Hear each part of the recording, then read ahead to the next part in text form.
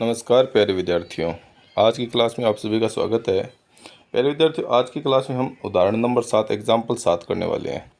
देखिए, एग्जाम्पल 7 में दिया गया है कि दी गई सूचनाओं से पायोनियर लिमिटेड का रोकड़ प्रवाह विवरण तैयार कीजिए। यानी हमें रोकड़ प्रवाह विवरण बनाना है। और इस प्रश्न में ये नहीं कहा गया है कि आपको प्रचालन यानी ऑपरेटिंग एक्टिविटीज से बनाना है या इन्वेस्टिंग एक्टिविटीज से बनाना है या फाइनेंसिंग एक्टिविटी से बनाना है। हमें कहा गया है कि रोकड़ प्रवाह विवरण बनाइए। इसका मतलब कि इस प्रश्न में हमें ऑपरेटिंग, इन्वेस्टिंग और फाइनेंसिंग तीनों एक्टिविटीज़ के आधार पर एक कंप्लीट कैश फ्लो स्टेटमेंट बनाना है इस कंपनी का, पायोनियर लिमिटेड का।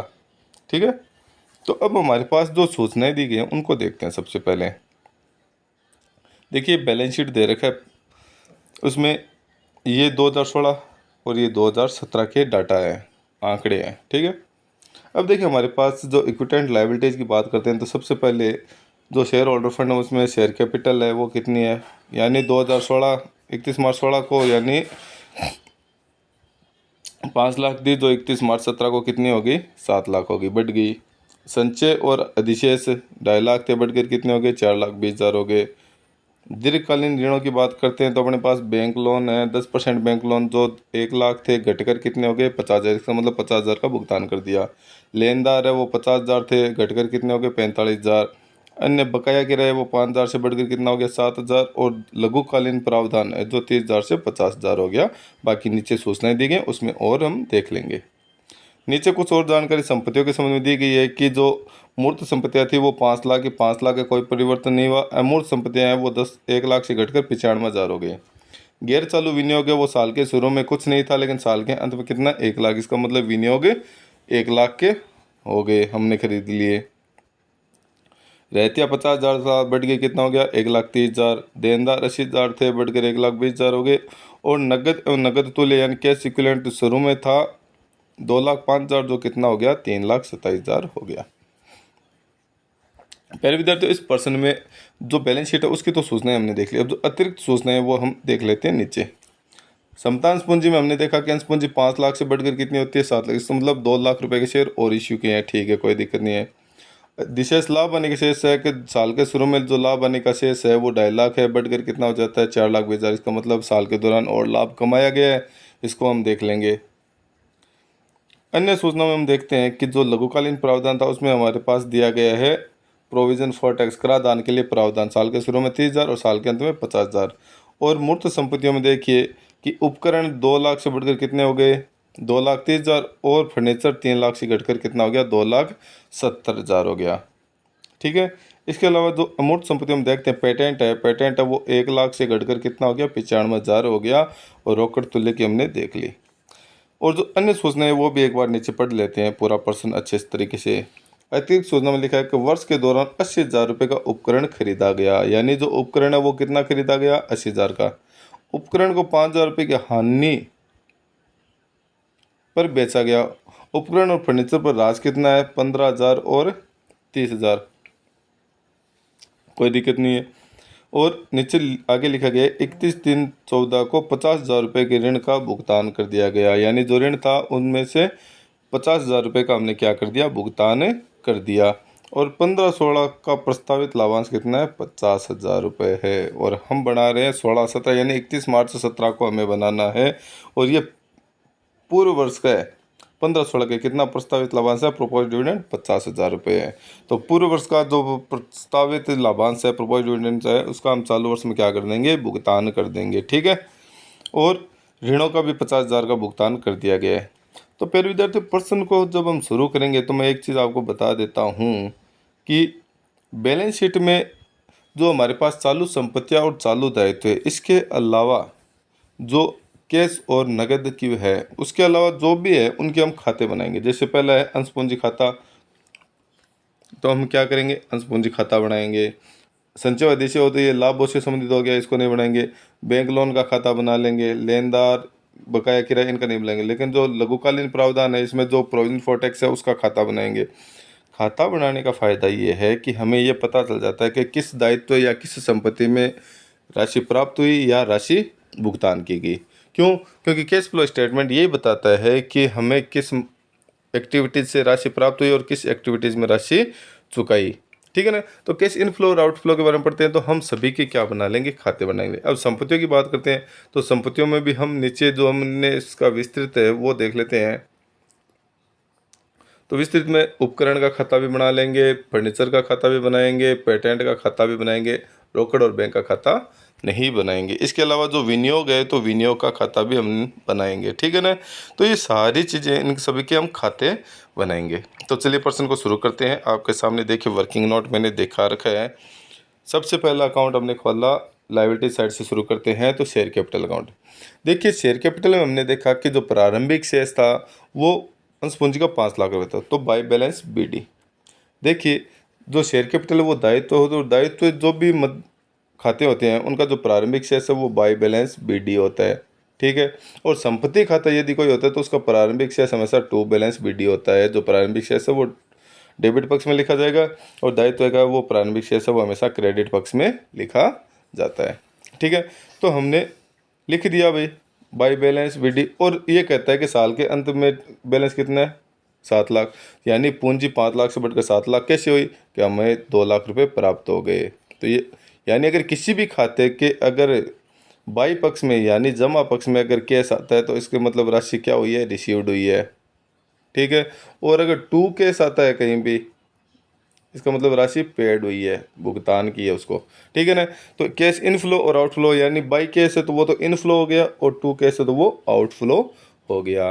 अगर दायित्व है तो वो फाइनेंशियल एक्टिविटीज़ है, अगर कोई संपत्ति का खाता बना रहे हैं तो वो इन्वेस्टिंग एक्टिविटीज़ के अंतर्गत आ जाएगा। तो ये समझ में आ गया होगा कि कैपिटल अकाउंट का जो प्रारंभिक शेष 5 लाख रुपए था और अंतिम शेष 7 लाख, इसका मतलब 2 लाख रुपए में प्राप्त हो गया। तो हमने क्या लिख दिया, बाई कैश अकाउंट। BF का होता है बैलेंसिंग फिगर यानी अंतर। चलिए अगला खाता बना लेते हैं। दूसरा बैंक लोन का खाता था, जिसे लॉन्ग टर्म लोन में दिखा रखा था। तो लॉन्ग टर्म लोन में हमने बनाया, इसका प्रारंभिक शेष कितना था, 1 लाख रुपए। तो बाय बैलेंस BD 1 लाख रुपए। क्यों, दायित्व है इसलिए बाय बैलेंस BD। अगर संपत्ति होता तो टू बैलेंस BD कर देते। अब प्रश्न में नीचे साफ साफ लिखा है कि 50,000 रुपये ऋणों का भुगतान कर दिया। तो भुगतान करते हैं तो टू कैश, और प्राप्त करते हैं तो बाई कैश करते हैं। लेकिन इसमें तो भुगतान किया है, इसलिए हमने क्या किया, टू कैश किया। कितना, 50,000। और साल के अंत में बैंक लोन दिखा रखा था 50,000, तो टू बैलेंस शीट कितना, 50,000। ये खाता बैलेंस बराबर हो गया, तो हमने इसको बंद कर दिया 1-1 लाख रुपए। कोई दिक्कत नहीं है, ठीक है। आगे चलिए अगला देखते हैं, प्रोविजन फॉर टैक्स। देखिए प्रोविजन फॉर टैक्स में लिखा था कि प्रारंभिक शेष है वो 35,000 रुपये, और अंतिम शेष है वो टू बैलेंस CD 50,000 रुपये, ठीक है। इसके अलावा हमें कोई सूचना ही नहीं दी गई है कि भाई कितना टैक्स चुकाया गया या कितना लाभ अन्य खाते में डाला गया। तो मैं आपको बता देता हूँ, हमें ये ध्यान रखना है कि जो प्रोविज़न फॉर टैक्स का जो प्रारंभिक शेष होता है उसको चालू वर्ष में तो भुगतान कर दिया जाता है, ठीक है ना। तो चालू वर्ष में देखिए इसका जो प्रारंभिक शेष है वो कितना था, 30,000। तो हमने 30,000 का यहाँ पर क्या टू कैश भुगतान कर दिया, ठीक है। और जो अंतर की राशि है तो 50 और 30, 80 में से 30 गया, तो अंतर कितना आ गया, उसको बाय प्रॉफिट एंड लॉस में डाल दिया, कितना, 50,000 रुपये, ठीक है।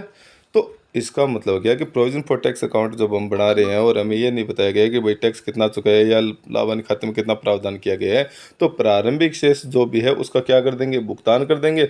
और जो अंतर की राशि वो किस में चलेगी, प्रॉफिट एंड लॉस अकाउंट में चलेगी, कितनी, 50,000 रुपये। और ये दोनों जो केस टू केस है वो ऑपरेटिंग एक्टिविटीज़ में, और ये 50,000 by profit and loss tax के, ये भी कहाँ आएंगे, ऑपरेटिंग एक्टिविटीज़ में काम आएंगे। मैं बताऊंगा आपको प्रश्न में आगे, ठीक है। उसके बाद में उपकरण का खाता बनाते हैं, इक्विपमेंट्स अकाउंट। देखिए उपकरण खाता हो गया संपत्ति खाता, क्या हो गया, संपत्ति खाता हो गया। तो प्रारंभिक बैलेंस हमने क्या लिखा, टू बैलेंस BD। अभी तक जो भी ऊपर खाते हमने बनाए हैं उसमें बाई बैलेंस BD किया, क्योंकि वो सभी दायित्व के खाते हैं। लेकिन इक्विपमेंट्स उपकरण है वो संपत्ति खाता है, इसलिए हमने टू बैलेंस BD किया, कितना, 2 लाख रुपए। अब नीचे जो अतिरिक्त सूचनाएं दी गई थी उसमें कहा गया था कि एक उपकरण और खरीदा गया वर्ष के दौरान। तो जब खरीदते हैं ये इसका मतलब पैसा गया, तो टू केस कितने, 80,000 रुपये, ठीक है। इसके अलावा प्रश्न में कहा गया था कि इक्विपमेंट पे डेप्रिसिएशन लगाना है 15,000 रुपये। तो बाई डेप्रिसिएशन अकाउंट कितने, 15,000 रुपये, ठीक है। इसके अलावा कहा गया है कि एक उपकरण 5,000 रुपये की हानि पर बेचा गया है, तो by loss on sale of equipments कितना, 5,000 रुपये। और साल के अंत में इक्विपमेंट्स बचते हैं वो कितने, 2,30,000 रुपये, कितने, 2,30,000, ठीक है। तो डेबिट साइड की जोड़ है वो इन दोनों की 2,80,000 होगी। और क्रेडिट साइड में देखिए 15,000 की डेप्रिसिएशन, 5,000 रुपये का लॉस, 20,000 और 30,000 रुपये का क्या हो गया, 2,30,000 रुपये का हो गया अंतिम शेष। ठीक है, तो 2,50,000, तो 2,80,000 में से 2,50,000 घटाया तो बाई केस अंतर आएगा कितना, 30,000 रुपये। इसका मतलब जो संपत्ति हमने 5,000 रुपये के नुकसान पे बेची है वो कितने में बेची थी, 30,000 रुपये में बेची थी। बाई केस BF का मतलब होता है बैलेंसिंग फिगर, यानी अंतर कितना है, यानी इस खाते का जो अंतर है वो 30,000 रुपये बाई केस के नाम से आएगा। ठीक है, तो बाई केस का मतलब पैसे प्राप्त हुए, ये कैश इनफ्लो हो गया इन्वेस्टिंग एक्टिविटीज़ में, और ये टू केस है, ये केस आउटफ्लो हो गया इन्वेस्टिंग एक्टिविटीज़ में। क्यों, क्योंकि बाई केस का मतलब पैसे क्या हो गए, प्राप्त, और टू केस का मतलब पैसे क्या हो गए, चुकाए, भुगतान किए।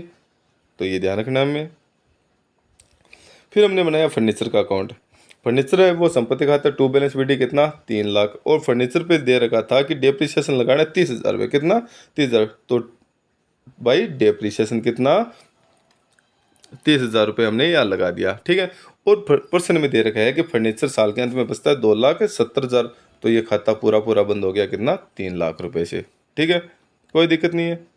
आगे देखिए पेटेंट्स।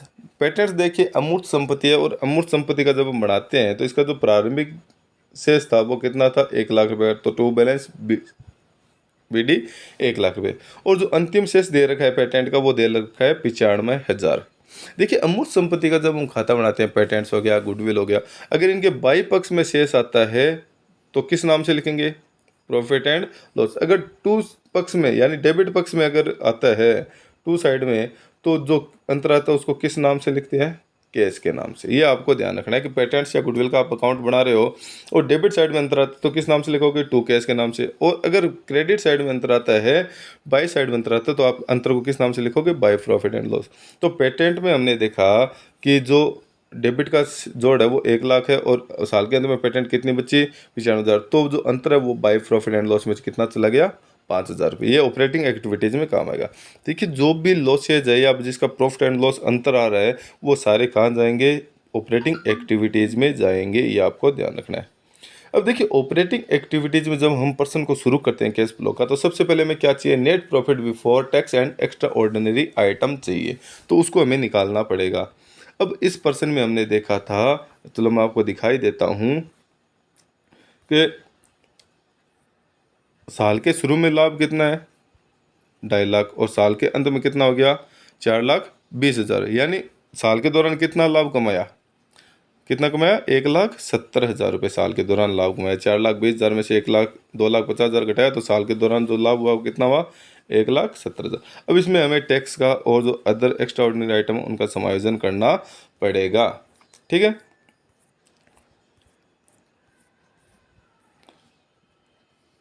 देखिए वर्ष के अंत में लाभ हानि कितना, 4,20,000, वर्ष के प्रारंभ में लाभ हानि 2,50,000, घटाने पर वर्ष के दौरान कितना हो गया, 1,70,000। अब सबसे पहले हमें जो प्रोविजन फॉर टैक्स अकाउंट बनाया था उसमें जो बाई प्रॉफिट एंड लॉस है तब 50,000 रुपये वो जोड़ देंगे, प्रोविजन फॉर टैक्स कितना, 50,000। इसके अलावा जो प्रोपोज्ड डिविडेंड है जिसका खाता मैंने नीचे बना रखा है, मैं आपको दिखा दूंगा, तो वो प्रोपोज्ड डिविडेंड भी कितना जोड़ देंगे, 50,000 रुपये जोड़ देंगे, और जो प्रॉफिट है वो कितना आ गया, 2,70,000 आ गया। यानी जो ऑपरेटिंग एक्टिविटीज से हम कैश फ्लो निकालेंगे वो कितने से शुरू करेंगे, 2,70,000 रुपये से शुरू करेंगे।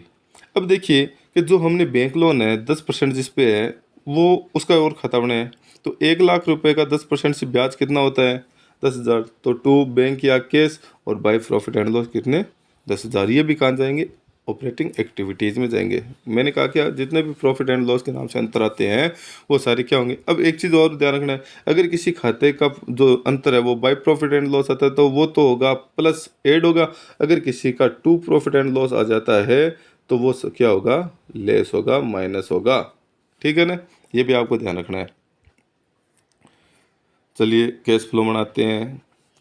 देखिए cash flow statement number first लगा के हमने यहाँ लिखा है cash flow from operating activities, और नीचे लिखा है net profit before tax and extra ordinary item कितना, 2,70,000। कैसे आया, 1,70,000 में 50,000 तो प्रोविजन फॉर टैक्स जोड़ा और 50,000 रुपये प्रपोज डिविडेंड जोड़े तो कितने आ गए, 2,70,000 रुपये।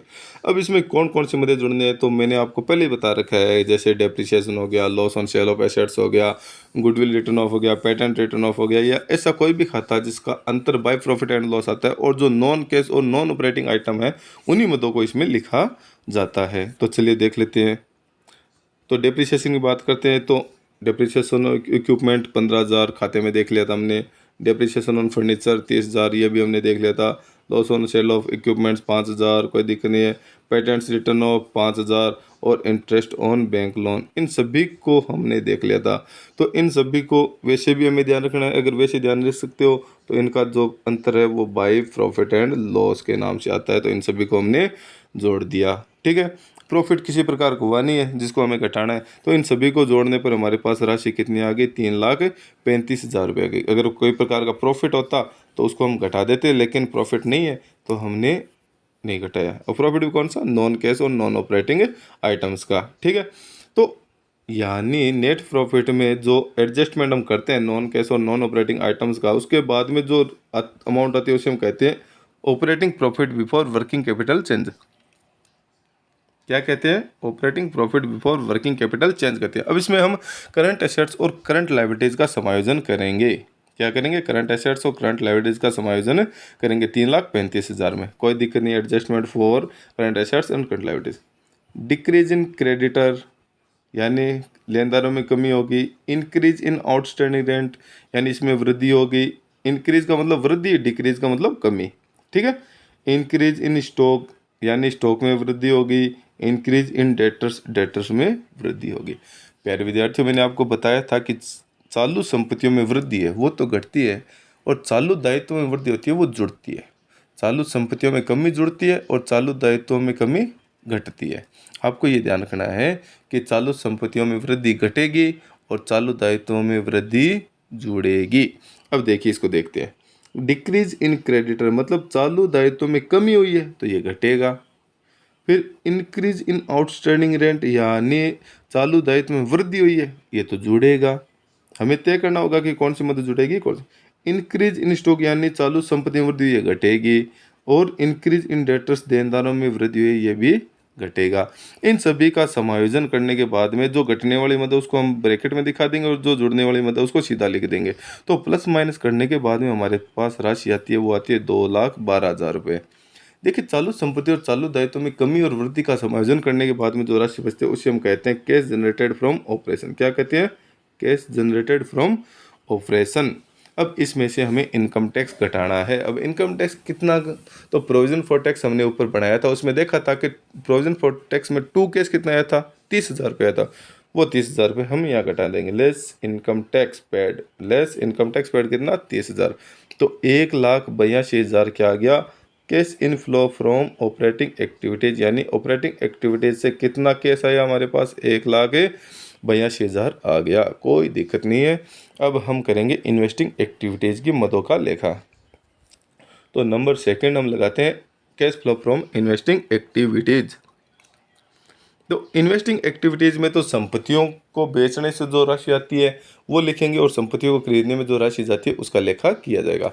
उसके अलावा मैंने आपको बताया था कि जो हम संपत्तियों के खाते बनाते हैं, ऊपर हमने खाते बनाए भी हैं। इक्विपमेंट्स अकाउंट बनाया है, फर्नीचर अकाउंट बनाया है, या जो इन्वेस्टमेंट का अकाउंट बनाया है। तो उनमें हमने देखा कि अगर बाई केस अगर किसी खाते का अंतर आता है, इसका मतलब वो कैश इनफ्लो को दर्शाता है, उसको जोड़ेंगे। और टू केस आता है तो वो कैश आउटफ्लो को दर्शाता है, उसका मतलब उसकी राशि को घटाएंगे। तो खाता हमने ऊपर बना के देखा था, आपने वर्किंग नोट में देख लिया होगा। उसको स्क्रीनशॉट लेके आप नोट कर लेना अपने रजिस्टर में और उसमें से अच्छे से देख लेना। अब बात करते हैं कि हमने सेल ऑफ इक्विपमेंट, इक्विपमेंट कितने में बेचा था? 30,000 रुपये का। और परचेज ऑफ इक्विपमेंट कितने में किया था? 80,000 रुपये का। तो परचेज ऑफ इक्विपमेंट मतलब आउटफ्लो है, तो इसका मतलब ये राशि घटेगी। इसको किस में डाल दिया? ब्रैकेट में। और परचेज ऑफ इन्वेस्टमेंट, हमने एक साल के दौरान इन्वेस्टमेंट खरीदना कितने का? 1,00,000 रुपये का, ये भी घटेगा। तो यहाँ पर इन्वेस्टिंग एक्टिविटीज़ में कैश आउटफ्लो होगा या कैश यूज्ड होगा। क्यों कि 1,80,000 तो गए, 1,80,000 गए, और आए कितने? मात्र 30,000। इसका मतलब 1,50,000 गए हैं। तो 1,50,000 क्या हो गया? कैश आउटफ्लो हो गया। तो इसके नीचे हम लिखेंगे कैश यूज्ड या cash outflow in investing activities. Investing activities में इनफ्लो नहीं हुआ, आउटफ्लो हुआ कितने का? 1,50,000 का। जितने प्राप्त हुए थे उससे 1,50,000 का ज़्यादा भुगतान किया गया। क्यों? क्योंकि प्राप्त तो 30,000 हुए थे और भुगतान हो गए 1,80,000 रुपये, ठीक है ना। तीसरा होता है फाइनेंसिंग एक्टिविटीज़। तो फाइनेंसिंग एक्टिविटीज़ में हम देखते हैं कि नंबर थर्ड लगा के लिखते हैं कि cash flow from financing activities. और फाइनेंसिंग एक्टिविटीज़ में दायित्व से संबंधित सभी खाते आएंगे कि दायित्व का जो भुगतान है वो टू कैश, वो तो कैश आउटफ्लो होगा। और दायित्व के रूप में यदि कोई राशि प्राप्त की है बाई कैश है, इसका मतलब वो कैश इनफ्लो है। तो हमने जैसे शेयर कैपिटल अकाउंट है, बैंक लोन अकाउंट है, या प्रपोज्ड डिविडेंड अकाउंट है, तो उन सभी मदों का लेखा हम किस में करेंगे, फाइनेंसिंग एक्टिविटीज़ के अंतर्गत करेंगे। सबसे पहले हमने देखा था कि शेयर जो अकाउंट हमने बनाया था शेयर कैपिटल वाला, उसमें देखा था कि 2 लाख रुपए में प्राप्त हो रहे हैं, तो इसका मतलब वो इनफ्लो है। तो इश्यू ऑफ शेयर कैपिटल कितने, 2 लाख रुपए, ये जुड़ेंगे क्योंकि राशि प्राप्त हुई है। उसके बाद में हमने देखा कि लोन का 50,000 रुपये का भुगतान हुआ है, तो कैश आउटफ्लो हुआ है क्यों, टू कैश था। तो repayment of long term loan कितना, 50,000 रुपये। और 50,000 रुपये किस में डालेंगे, ब्रैकेट में डालेंगे, क्योंकि भुगतान हो रहा है, आउटफ्लो हो रहा है। Payment of interest on bank loan, जो ब्याज हमने चुकाया है 10,000 रुपये का, वो हमने यहाँ लिख दिया, ठीक है। इसके अलावा पेमेंट ऑफ डिविडेंड है, डिविडेंड का कितना भुगतान किया है, 50,000 रुपये का डिविडेंड का भुगतान किया है, तो वो भी कितना हो गया, 50,000। तो इसमें 2 लाख रुपये तो इनफ्लो है, और 50 और 50 100, और 1,10,000 रुपये आउटफ्लो है। इसका मतलब 2 लाख रुपये में से 1,10,000 रुपये हम घटा देते हैं, तो फाइनेंसिंग एक्टिविटीज से इनफ्लो कितना हो गया, 90,000 रुपये हो गए। कितने, 90,000। कैसे कि 2 लाख में से 50 और 50 1 लाख, और 1,10,000 घटाने पर कितने आ गया, 90,000 रुपये आ गया। तो यहाँ पर हमने लिख दिया नंबर 3 पे, cash inflow from financing activities. अगर ये राशि माइनस में आ जाती तो हम क्या लिखते हैं इसके आगे, जैसे हमने ऊपर वाले पे लिखा था कैश यूज्ड या कैश आउटफ्लो लिखते, ठीक है। तो तीनों की राशि निकल गई, कितनी कितनी आई कि ऑपरेटिंग एक्टिविटीज़ में 1,82,000 का इनफ्लो, इन्वेस्टिंग एक्टिविटीज़ में 1,50,000 का आउटफ्लो, और फाइनेंसिंग एक्टिविटीज़ में 90,000 का इनफ्लो। इन सभी को जोड़कर हम क्या लिखेंगे, हम लिखेंगे कि net increase in cash and cash equivalent, net increase in cash and cash equivalent, first second और थर्ड तीनों को जोड़ेंगे। तो 1,82,000 ऑपरेटिंग एक्टिविटीज़ का, माइनस 1,50,000 किसका, इन्वेस्टिंग एक्टिविटीज़ का, और प्लस 90,000 किसका, फाइनेंसिंग एक्टिविटीज़ का। तो 90,000 1,82,000 तो जुड़ जाएंगे, और 1,50,000 घट जाएंगे क्योंकि ये आउटफ्लो है। तो तीनों को प्लस माइनस करने के बाद में हमारे पास राशि बचती है 1,22,000 रुपये। कितनी, 1,22,000 रुपये, 1,22,000। अब 1,22,000 रुपये बचती है, 1,22,000 बचती है। अब हमारे पास जो ओपनिंग कैश और बैंक है वो कितना है, तो ओपनिंग कैश और बैंक हमने ऊपर बैलेंस शीट में देखा था कि हमारे पास कितना है, एक बार देख लेते हैं पर्सन में दोबारा।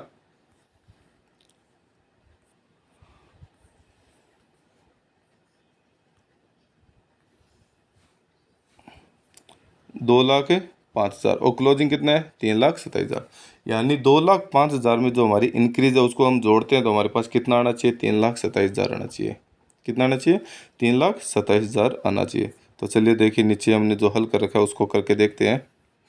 ये देखिए कि हमारे पास ओपनिंग कैश और बैंक कितना है, 2,05,000, और 1,22,000 में 2,05,000 जोड़ते हैं तो नीचे क्या लिखा है, cash and cash equivalent at the end कितने, 3,27,000। यानी 1,22,000 में 2,05,000 जोड़ने पर हमारे पास कितने आ गए, 3,27,000 आ गए। इसका मतलब हमारे द्वारा किया गया सवाल है वो एकदम सही है, जिसमें हमने देखा कि हमारा जो बैलेंस है वो मिल रहा है, ठीक है ना।